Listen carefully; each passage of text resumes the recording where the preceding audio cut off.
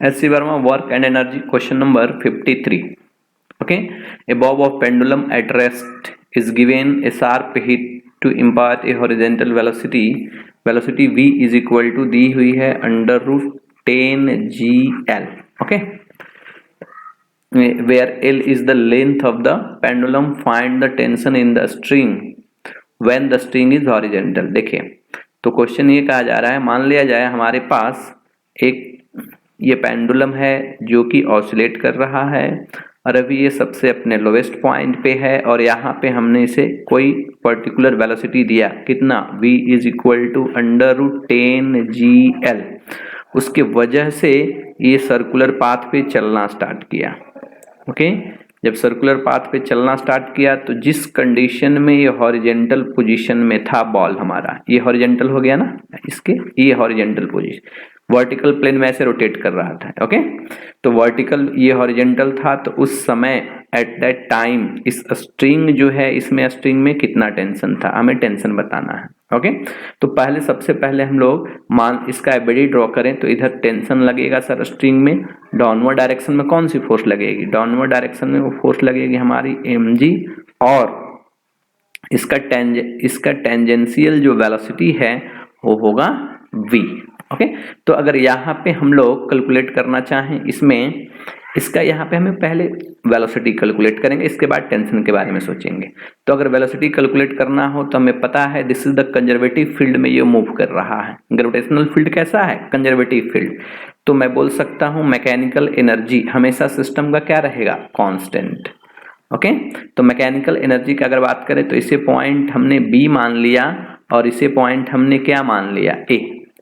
तो मैं लिख सकता हूं mechanical energy at point A, mechanical energy at point A is equal to mechanical energy at point B. Okay, तो mechanical energy that means क्या, kinetic energy plus potential energy at A should be equal to kinetic energy plus potential energy at B.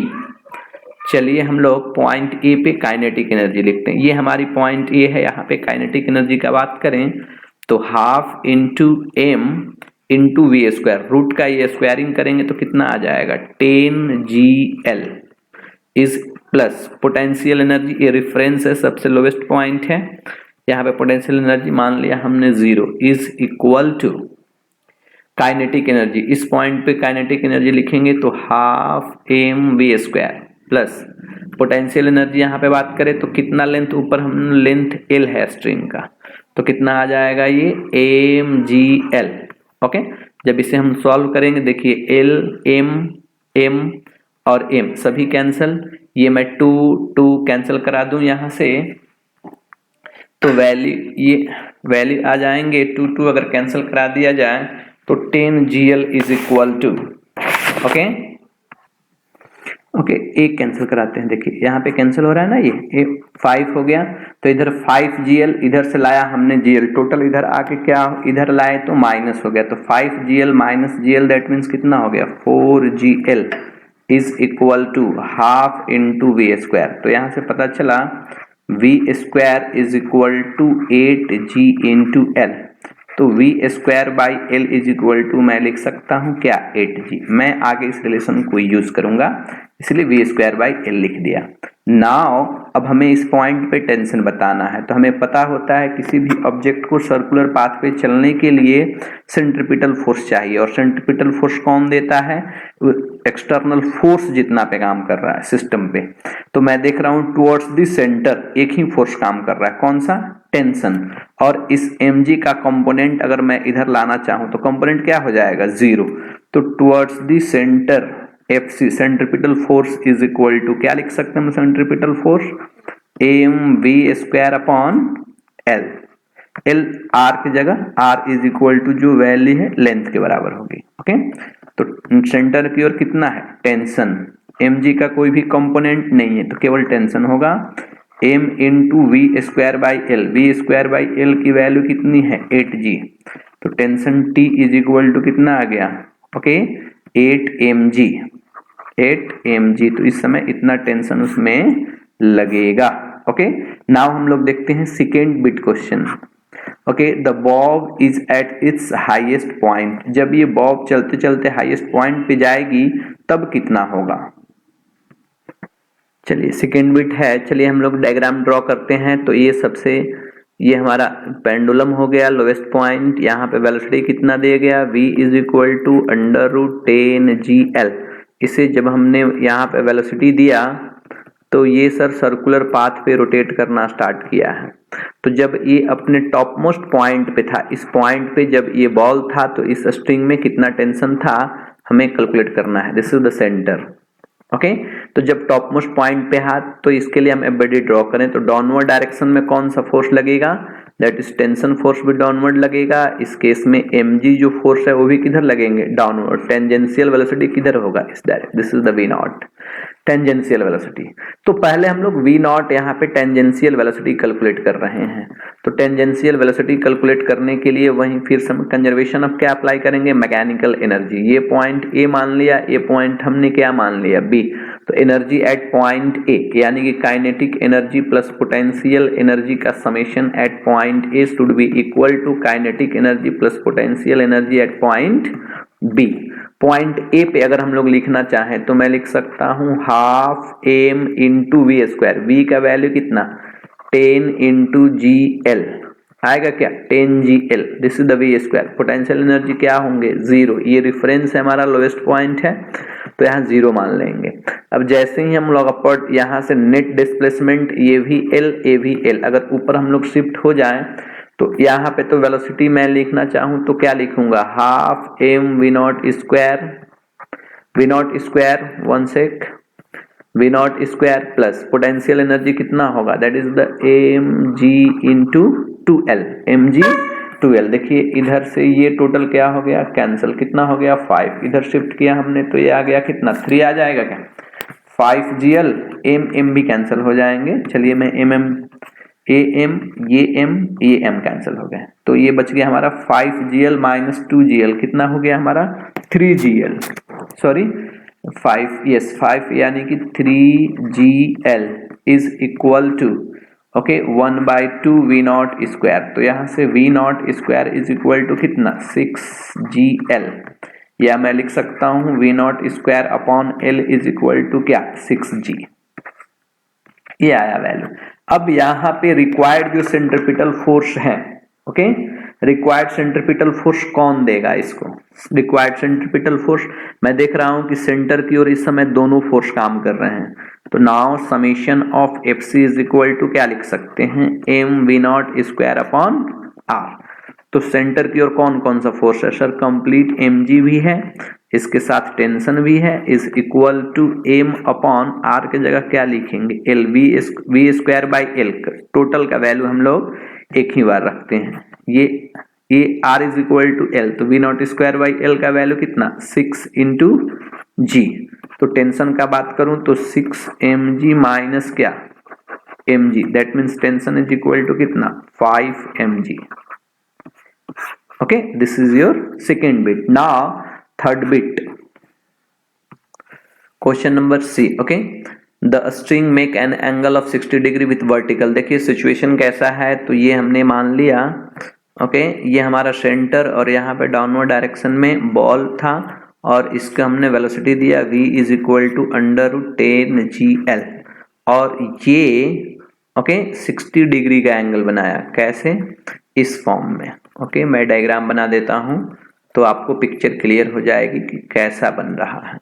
देखिए ये move करते आया vertical के साथ, ये हमारा वर्टिकल हो गया, इसके साथ ये पोजीशन यहाँ पे स्ट्रिंग है, दिस इज द स्ट्रिंग, और ये 60 डिग्री का एंगल बना रहा है ऐसे, वर्टिकल के साथ 60 डिग्री विथ वर्टिकल। ओके, इस पोजीशन पे है। तो इस पोजीशन के लिए अगर हम लोग एफबीडी ड्रॉ करना चाहें तो ये स्ट्रिंग है तो टेंशन तो सर हमेशा इधर ही काम करेगा इसमें, और यहाँ पे डाउनवर्ड डायरेक्शन में कौन सा फोर्स काम करेगा, that is the downward direction में कौन सा m इंटू जी। अब इस दोनों के बीच कितना डिग्री का एंगल, सर ये भी कितना हो जाएगा 60, बिकॉज ये लाइन और वर्टिकल डाउनवर्ड है, ये वर्टिकल डाउनवर्ड, तो ये दोनों है पैरेलल साइड हो जाएंगे, तो ये भी 60 और ये भी 60। चलिए, और वेलोसिटी कैसा होगा, इसके जस्ट परपेंडिकुलर ऐसे, this is our velocity v not. Okay तो सबसे पहले हम लोग इस पॉइंट पे वेलोसिटी कैलकुलेट करेंगे। उससे पहले कुछ ज्योमेट्री अप्लाई कर लेते हैं हम लोग, हमें कैलकुलेशन में जो आगे यूज होने वाला है। हमने लाइन ड्रॉ किया, देखिए अगर इसका टोटल वैल्यू L है तो इधर हम लोग कंपोनेंट लेना चाहें तो यहाँ से यहाँ तक जो लेंथ है, ये लेंथ यहाँ से यहाँ तक कितना हो जाएगा, इसका कंपोनेंट इधर लूँ तो आएगा L cos 60। L cos 60 that means कितना वैल्यू L/2, और इधर से ये टोटल लेंथ इधर कितना है L।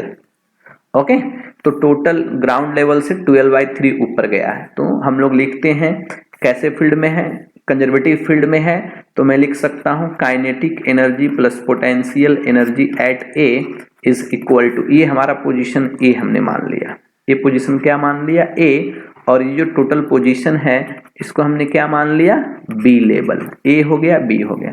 तो kinetic energy plus potential energy at A is equal to kinetic energy plus potential energy at B. Okay जब दोनों को हमने यहाँ पे लिखा काइनेटिक एनर्जी तो half into M into we square, ये कितना 10 GL आएगा क्या, plus potential energy 0, because sir यही हमारा रेफरेंस है तो हमने 0 लिख दिया, प्लस काइनेटिक एनर्जी यहाँ पे क्या लिख लेंगे हम लोग half mv0 square plus potential energy, total यहाँ से कितना लेंथ ऊपर गया L प्लस L/2 यानी कि 3L/2, तो लिख सकता हूँ mg इंटू 3L/2। ओके तो यहाँ से ये कितना कैंसिल हो गया 5, और m सभी कैंसिल हो गए, ये m ये m कैंसिल हो गए। ओके तो टोटल इधर आ गया हमारा वैल्यू, इधर वैल्यू कितना आ गया 5GL, और इधर से हमने माइनस किया that is 1.5 GL is equal to आया हमारा हाफ V0 स्क्वायर। तो जब इसे हमने सॉल्व किया तो हमारा वैल्यू आ गया V0 स्क्वायर, इधर मल्टीप्लाई किया तो ये आ गया 3 तो आ गया V0 square is equal to, V0 square is equal to कितना 7GL। तो यहाँ से V0 square upon L is equal to कितना आ जाएगा 7G। चलिए ये वैल्यू हमें मिल गया। तो अब ये वैल्यू हमें 7G मिल गया। अब हम लोग क्या अप्लाई करेंगे इस पॉइंट पे, हमें बिकॉज इस सर्कुलर पाथ पे मूव कर रहा है तो हमें सेंट्रीपिटल फोर्स को जरूरत पड़ेगा। नाउ हम लोग सेंट्रीपिटल फोर्स कितना लिख सकते हैं, देखिए ये हमारी वैल्यू हो गई, याद रखना है centripetal force FC is equal to क्या लिख सकते हैं, FC is equal to mv square upon r। तो r की जगह क्या पुट करेंगे L। ओके आइए हम लोग अप्लाई करते हैं। तो सेंटर की ओर कौन कौन से फोर्स लग रहे हैं, सर एक कंप्लीट टेंशन लग रहा है, प्लस इस बार mg का भी कंपोनेंट काम करेगा इधर, तो mg का कंपोनेंट लिखेंगे तो क्या हो जाएगा mg cos 60 is equal to m into we square by L, कितना आया दैट इज द 7G। तो t इज इक्वल टू आ गया mg अपॉन कितना आ गया 2 cos 62 तो 7mg। तो t इज इक्वल टू आ गया हमारा 7mg माइनस कितना ये 0.5 mg, यानी कि tension t is equal to आ गया 6.5 mg। ये हमारी टेंशन हो गई स्प्रिंग में।